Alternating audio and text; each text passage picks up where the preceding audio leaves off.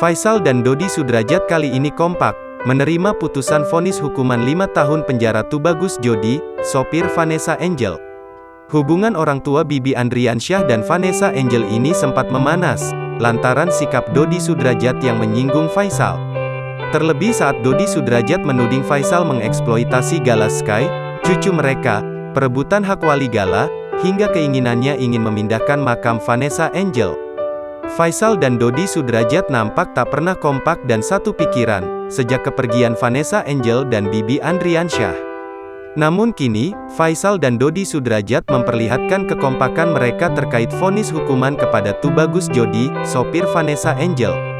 Tubagus Jody telah divonis hukuman 5 tahun penjara oleh Majelis Hakim di Pengadilan Negeri Jombang, Jawa Timur pada Senin, tanggal 11 April tahun 2022. Jody sapaan akrabnya, juga harus membayar denda sebesar 10 juta rupiah.